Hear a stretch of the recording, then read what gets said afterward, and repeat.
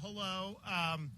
We've been doing some of these around the state, and it's kind of odd if I'm waxing poetically while we still have these covered. So I'm going to unveil. So, Cord, you do this, okay. And then this is why we're here.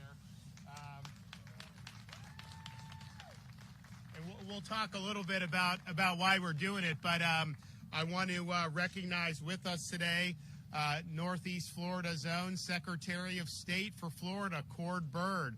He's doing a great job. His primary responsibility when I appointed him was election integrity. And, Florida does the best elections now in the country. That used to not be true. And he's done a very good job on that. But then as we got closer to America 250, Florida State Department oversees all the culture and things that really go into this celebration. So he's had to spearhead the America 250. He's done a great job with it. We've been doing a lot all over the state already. We also have some of our state senators, Rusan Osgood, and from Jacksonville, Tracy Davis. I want to thank you all for being here. Where's the sheriff? Is the sheriff? Where's he at? Okay, thanks, Sheriff Hardwick. I know we got some county commissioners, and we're really excited for you guys to be here. So we're doing a lot on America 250. And, on the one hand, Florida wasn't one of the original 13 colonies. We say we were the 14th colony because, it was an involvement and there was a lot of history with what happened. But we need to be here in St. Augustine because this is the oldest city in the United States of America.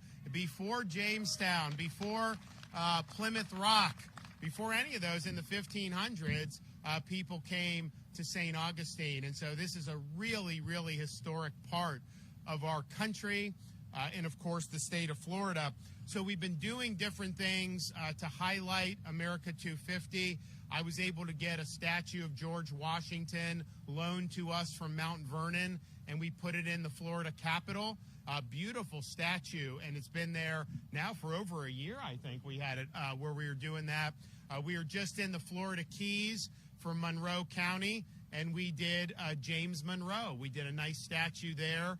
He was basically responsible for bringing Florida into the United States of America as a territory and eventually paved the way for us to become a state later in the 1840s. So we've done that, and we've done a lot of different things. But one of the things we've said is it's not just about people that signed the Declaration of Independence or people that helped create the Constitution the following decade. We want to honor Americans throughout history who've exemplified that spirit of 1776 and those timeless ideals that are so meaningful even here today. And so with Frederick Douglass, first of all, there's history about why we're doing it in St. Augustine, that I'll get to in a minute. But just as somebody that was able to accomplish a lot, we've been 250 now this year. He's one of the top 5 orators in American history. I don't think there's a question about that. He was a great writer. Now, was he sent to boarding school and Harvard and all this stuff? No, he was a slave. And he had to teach himself how to do all those things. And it's really a testament to grit and determination and prevailing against all odds that you would be able to reach the intellectual heights that he did with all the barriers that he faced. But he was, in his day, certainly somebody that people wanted to come out to see. And they did that in St. Augustine, which I'll say in a minute. His life was spent obviously fighting for freedom. Leading in the years before the Civil War, leading opposition to slavery. And then in the years after that, he was appointed by presidents to serve in various different functions, but was always advocating first for the post-Civil War amendments and then for civil rights legislation after that. And nobody was as powerful as he was in doing that.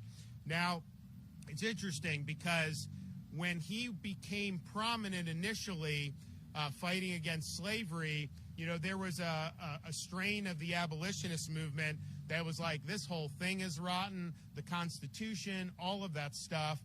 because obviously when America was founded, there had been slavery here for 150 years. Even though many founders opposed it, others in the southern states supported it, and the Constitution didn't outright abolish it. And so that was a view. Now, Abraham Lincoln did not share that view, but that was a view that a lot of them had. And Douglas initially had that view, and he was very forceful with it. But then as he studied it, as he became, he started interacting with Lincoln, all these people, he changed his position on that. And he said, basically, what the Constitution did was put in a process, that would lead to slavery's elimination. And he really believed that most of the founding fathers wanted to see that. And so he highlighted the portions of the Constitution that were protecting liberty, that were restraining government.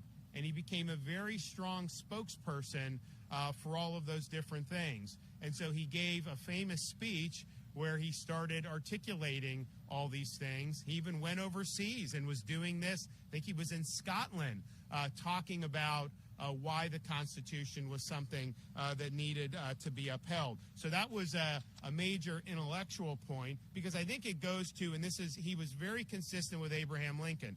Abraham Lincoln's position was the Declaration of Independence says what it says. It says we're endowed by God with inalienable rights. Or not because of the government. These are natural rights. Government, duly constituted, protects those rights.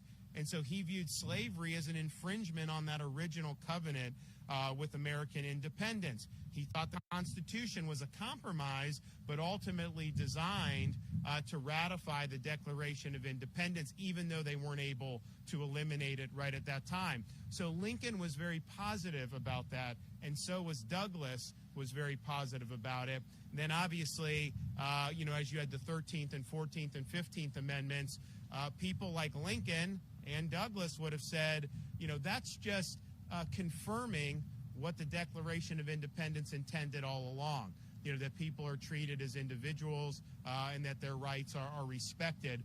And, there was a bumpy road with a lot of this. I mean, the Supreme Court, rendered the Dred Scott decision, which is a really bad decision and one of the worst to this day. Lincoln attacked it. Frederick Douglass attacked it. Those amendments really corrected that and then put that place in process. And so, but that obviously was only part of it. There was many fights that happened.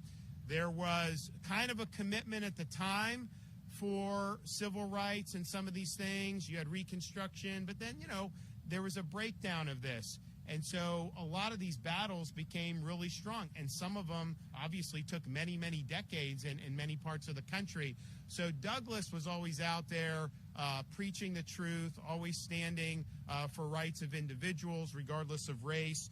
And he would go around the country and he would speak. And so he would do like a train. So he was in the late 1880s. He's on a train. He comes down. He originally stops in Jacksonville. He had 2,000 people at a train stop to hear him speak in 1889. I mean, you couldn't get 2,000 people for almost anyone to come, maybe the president, maybe a few others, but that's a lot of people. Now that would be a lot of people. Then, can you imagine 2,000 people on horse and buggy or walking, crowding this train station to be able to watch him speak? And if you think about it, at the time, that was about 10% of the population of the city. So today, you would need 100,000 people to show up to represent the same amount of folks. Now, he also then came down to St. Augustine a couple days later, and he delivered a speech right around the corner from here at the Genevar Opera House, which used to stand on St. George Street. It was so impactful that the crowd rose and impromptu just started singing the national anthem. And so I've given a lot of speeches. It's hard to get people to get up and start singing when you're done. So that takes some skill. And so we've placed this statue here in the Plaza de la Constitución, which sits at the center of this historic city. This is a plaza that's been in use since the 1500s. And today on the site where goods and other commodities were once traded at market, visitors can enjoy the plaza and the many events hosted year-round. We have very historic things. Our National Guard is right around the corner from here. We actually hosted the National Guard Symposium. So you have all the states come.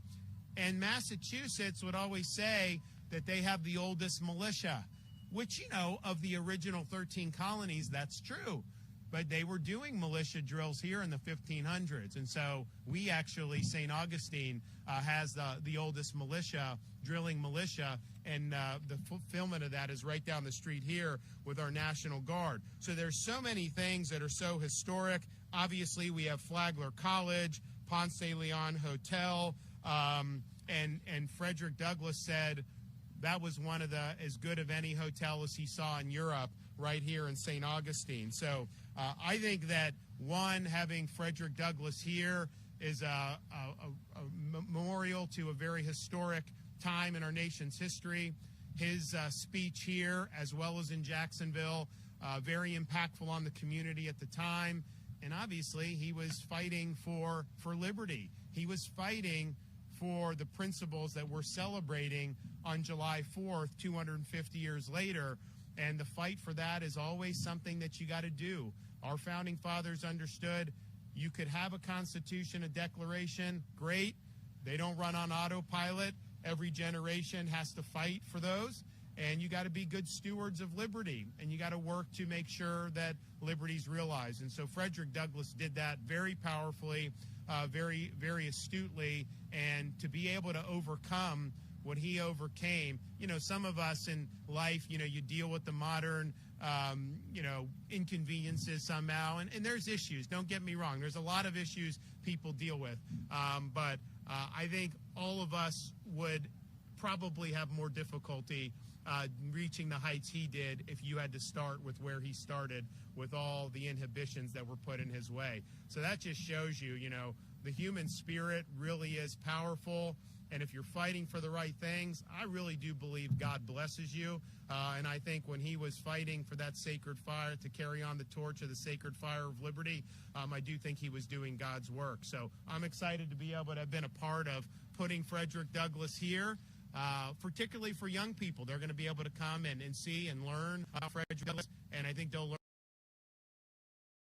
about freedom and equality, and that's really, really significant. So we have the signage, which talks about some of the things with his biography, talks about him being an abolitionist, talks about Frederick Douglass being in Florida at the time. I mean, we weren't a state for very long, maybe 40 years at that point when he was here, and what he was able to do. But he liked this.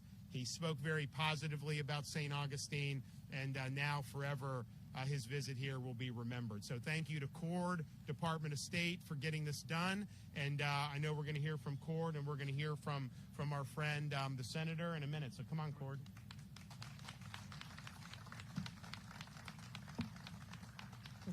Thank you so much, Governor, and thank you to our host, the City of St. Augustine, Mayor Sykes-Klein.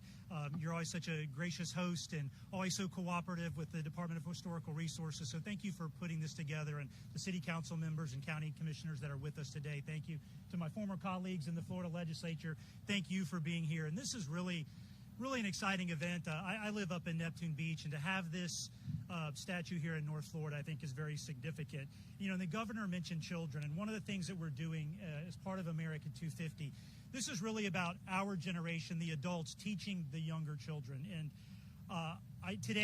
in preparation for today, I pulled off I have at home the narrative of the life of Frederick Douglass, and I started perusing it, and the governor is absolutely right. For this man who was born into slavery, whose mother was taken from him, he says he doesn't really have much memory of her other than sneaking in at night to try to lay down with him. The obstacles that were presented before him and what he was able to do, while he was not a founder, it is significant that we are honoring him. He had every reason. Frederick Douglass had every reason to oppose the Declaration, to oppose the Constitution, to oppose the founding, and he did for part of his life. But from 1851 onward, and for the rest of his life, Douglass supported the Constitution as a foundational instrument of liberty. He actually referred to the Constitution as the glorious liberty document, which guaranteed the rights of all liberties of all Americans.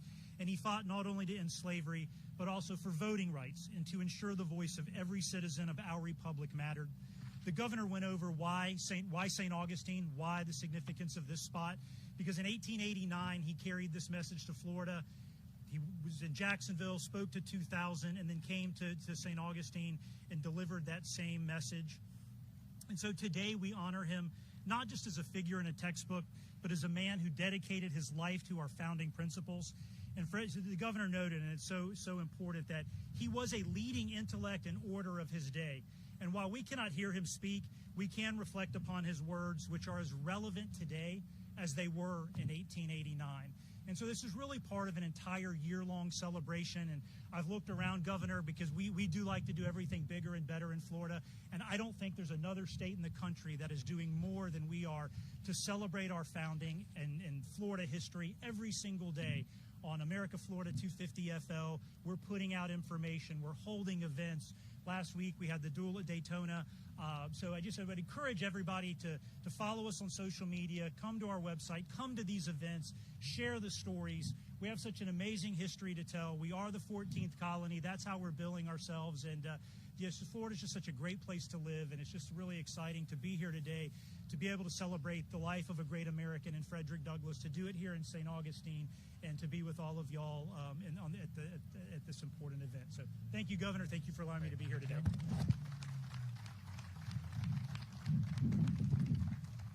Okay, and then representing the Tampa Bay area, a friend of mine. He's a really, really good legislator, works with people regardless of party, and is very effective. And you've gotten a lot done. I've helped you get a lot done, but you have gotten a lot done, my man. So come on up, Daryl Rusan. Good afternoon.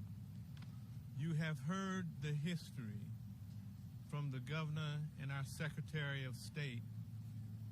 But let me put context to the text.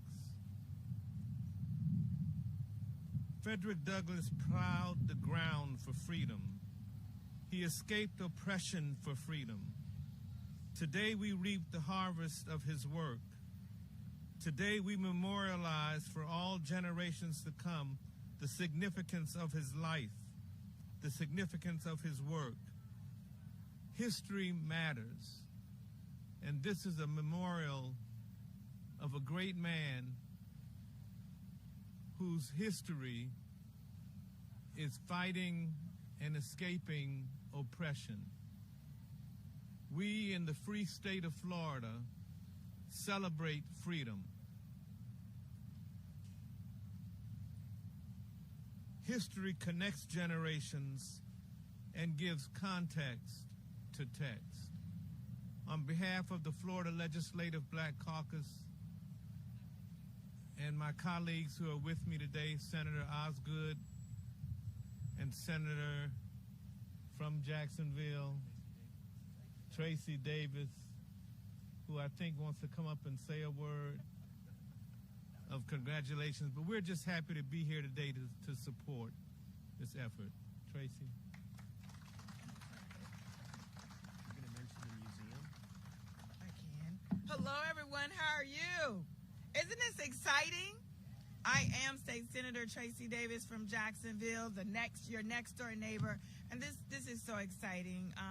The celebration of Frederick Douglass, and having this martyr, this statue sitting here in the center of St. Augustine, it can't be a better day than this. Just thanking everyone, and to thank everyone for coming out to help us with this honor, but even more so with the leadership in St. Augustine, for us to be able to have this, and for people to come from all over. We were just talking as we were flying over about the beauty that St. Augustine gives us, and especially for me and others during the Christmas holidays, but you all are busy all the time. But, it's just not this statue and this memorial that we have in the heart of the city. It's also the Florida Historic Black Museum that's coming your way. And our governor helped us with dollars and cents, and he's going to keep doing that. So we're excited about that as well. We're doing some work in the House and the Senate to make sure there is a committee and task force ready to get that going. But I know as long as this governor is in place and as long as he has St. Augustine in his heart, whether he's the governor or not, he's going to continue to help us with that. So thank you all again for being here. This is so exciting, right? 250 years, right? Thank you. Yeah, so we've got, like I always say, every time we do these events, we've got more irons in the fire, so there'll be other things coming out.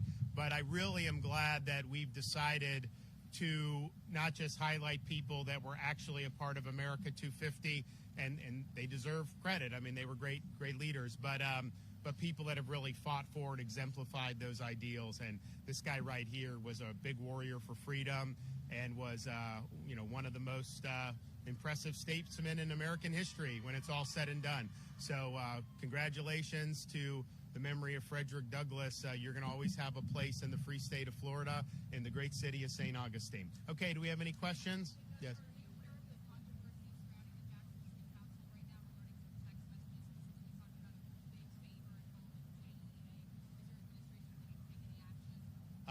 I'm not aware of that. That's not involving anyone in my staff, right? Okay, yeah. No, yeah, I'm not aware, but I'll look into it. Yep.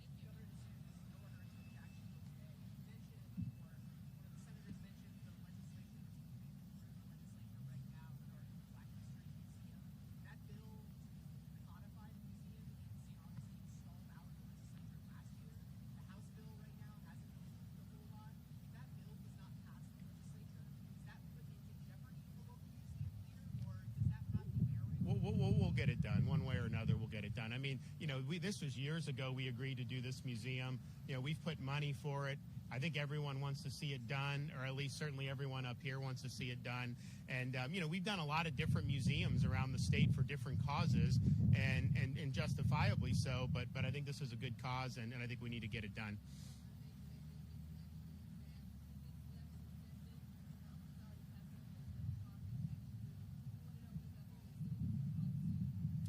Great. So remember a year ago, nobody was talking about property tax until, the people were talking about it, but the elected officials weren't until we started talking about it. And because it's an issue that's affecting a lot of people, and it's a way to give people relief from costs that are tough, right? I mean, look where groceries were, and this is nationwide. This is not just St. Augustine, in 2020 compared to now. Look at some of these other things. Well, the one thing government controls is tax, right? And so if we can do the tax, then that's going to be the best thing we can do, most assuredly. So, I applaud the House for getting into this fight. I think they've got a lot of folks that brought forth a lot of good ideas. But what I've also said, and I said from the beginning, I didn't see this necessarily happening in this regular session. And I think the Senate agrees with that. We're going to be coming back. There's going to be opportunities to do it. I think you got to do it right. And part of it is the numbers and showing that works. And we've been working. I mean, we're not just doing this off the back of a napkin. I mean, we'll have people studying this. We're going to have analysis. We're going to have stuff that's going to be very meaningful for people. We're going to show that this is something, because half the people just want it. You put that on the ballot, they're going to vote for it, right? But then there's some people that they want it, but they want to make sure that this is something that's thought out, and it is. But then you also have the art of these ballot initiatives. Voters are going to read it. Are they going to like what they see or not? Just from an impression, right? And what I found is you can't just have a bureaucrat write that there's an art to it, that you have to know how that language is going to do. So there's a lot of moving pieces to it, but the reality is I think the fact that the House has done something is a good sign. I think it shows that they are listening to their constituents, and that they want to get something done. I'm also working with the Senate, and I have been out this whole time, so we will get something done where you're going to have something on the ballot. That will happen. I think it's going to be historic, and I think it's going to be something that a lot of people are going to support. But I remind people, when you talk about this, in 2019, like when I first took office, so all the property tax revenue goes to local governments. There was $32 billion collected for property tax revenue throughout all local governments in the state of Florida. Fast forward 7 years, it's now $60 billion. And so the question is yes, we've had inflation. Yes, we've had population growth. Heck, throw in a few percent increase just for kicks, right? Fine. That doesn't get you close to $60 billion. So I think people are being overtaxed. I think homeowners think they're being overtaxed. I think it's affecting the housing market.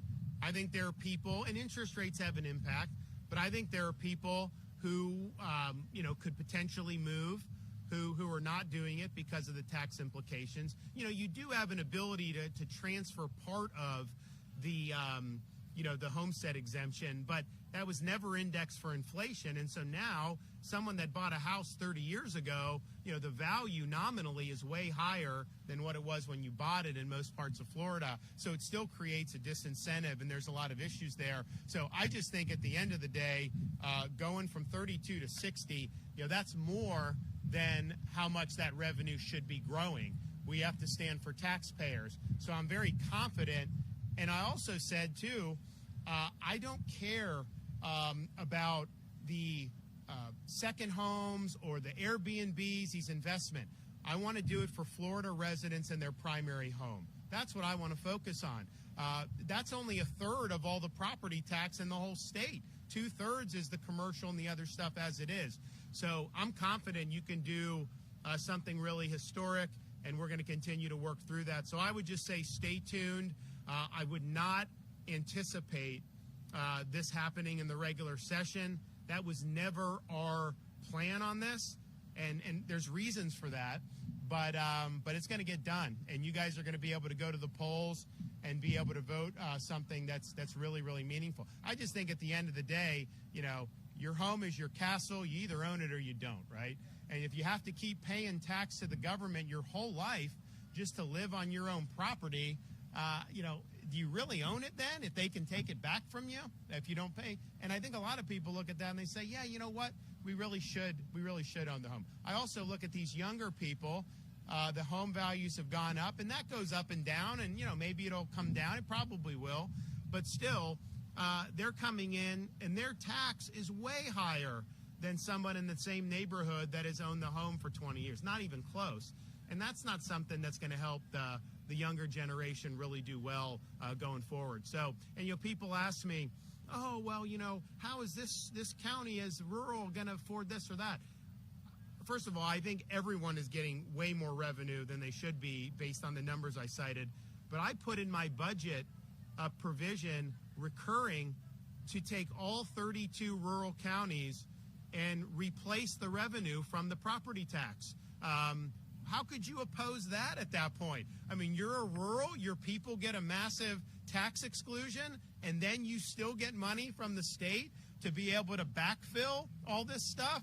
That sounds like a pretty doggone good deal to me. So we're going to make sure that people see all that and that it's something that's really positive.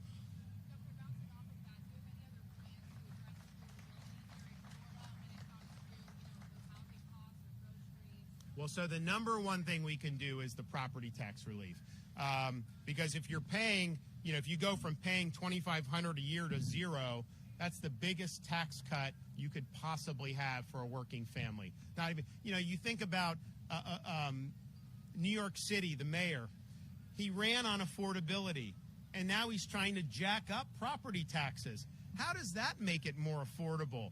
You're going to raise property taxes on cops and firefighters? I mean, no, it doesn't work.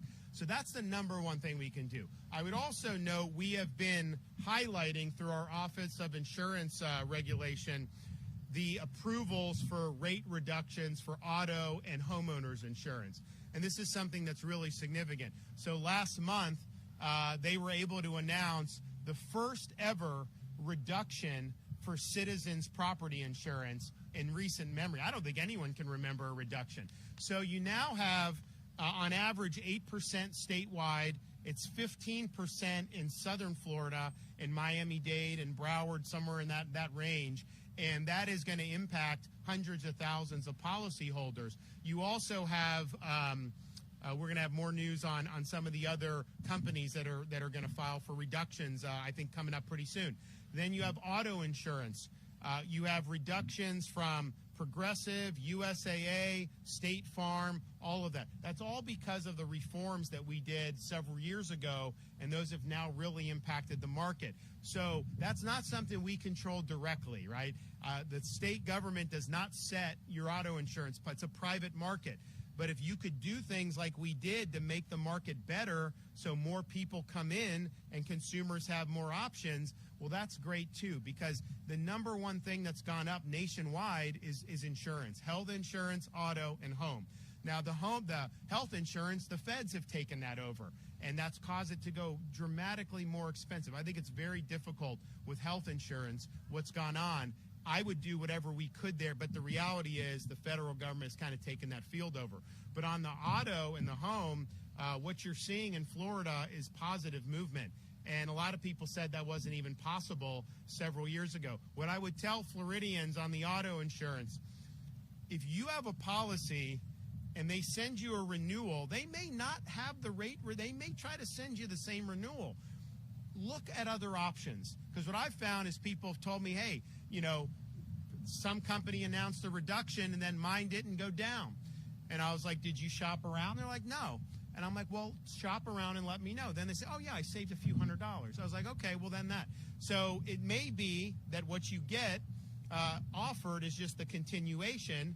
And if you shop around, then you'll be able to get a reduction. But what I can tell you is the filings that are going into the state insurance agency are for decreases for auto insurance. And that's not been true in a long time. And, you know, we have a problem in Florida. You know, it's not as bad here, but you go to different parts of the state, you know, it's a tough driving situation. You know, you've got a mix of daredevils, we got elderly, we got this, we got that, and it just is what it is. Like, there's not an easy fix for that. So we've always had these issues. Now I think with the reforms, it's paved the way for some positive, and people are starting to see that. Now, what else can you do with some of this? Be careful on doing some things that are ultimately going to raise the cost, right? Sometimes government will have proposals to subsidize, and they may subsidize this person or that person, but the net result is it drives the cost of everything up. So I certainly wouldn't want to do that. I think you are going to see the cost of homes. I think you're going to see some of it come down, and the reason is homes aren't really selling. This is true nationwide. They're not selling. And why is that? And I think it's because buyers don't want to pay those prices right now. Even though interest rates have come down, they're not as down as they were 3 years ago, but they've come down for year over year. That's pretty significantly. I think it's under 6%. It was, 6.8 or whatever it was. But I think the issue is the COVID boom in housing. I think people are like not willing to pay COVID prices right now. There was a lot of money floating around then, as you remember. So I think you're going to start to see something's got to give. Either people got to start making a lot more, or the prices are going to have to come down. But what you don't want to do is have government try to manipulate that, because when government does, it ends up creating a whole bunch of problems going forward. But if you take the positive movement in insurance, and if you get this property tax, I would say those would be the two biggest things that can really make a difference in the lives of Floridians. One, legislation only has a tangential role in, right, on the insurance market. We don't control it. The other, taxes, we the people control this through our state constitution. And so if you don't like it, you have the ability to 100% change it in your favor. And that's what we're going to be looking to do in November.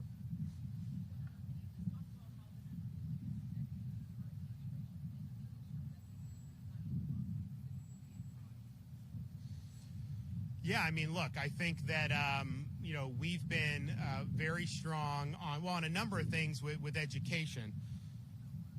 America 250 was an easy outgrowth from us because we launched civics initiatives my first year as governor. We now have the largest speech and debate initiative in the United States of America. We're going to be having our competition in the spring at New College in Sarasota, and we're going to have probably 500 or 600 contestants in this competition, which is extraordinary. Every county in Florida, all school districts are participating in our civics and debate initiative, and it's I think it's really set the tone for the country. We've also done a program where teachers get a $3,000 bonus if they complete the civics education course for teachers. And it's massive instruction, some of the best scholars in the country, and they're getting something that unfortunately has gotten lost in so much of higher education, where they don't focus on kind of the classic building blocks of the America Republic, but also even just Western civilization. So we've done that. It's been really good. We've also been very strong in higher education, promoting continued civics engagement in higher education. You know, we've also done, I've worked with Darrell and the senators, I was the first governor to provide support for Florida's HBCUs.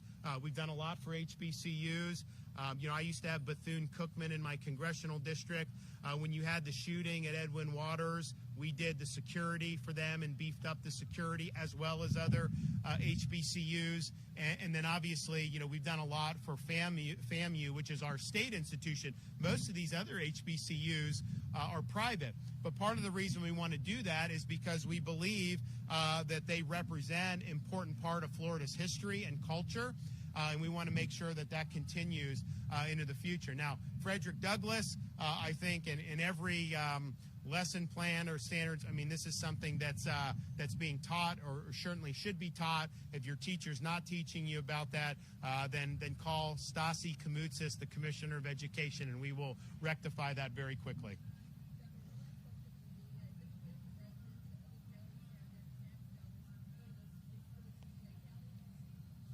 Well, it's not really, I don't really view it that way. I mean, your local taxes are done locally. They don't go to other counties. We're talking about, we're running massive surpluses in Florida. When I became governor till now, we've almost quadrupled the state's rainy day fund. In fact, we maxed it out last year. We weren't allowed to put any more into the rainy day fund. If you look at the state's history, 180 years as a state, take all the debt that was accumulated. When I became governor, total that up, we've retired 50% of the state's historic debt just since I've been governor.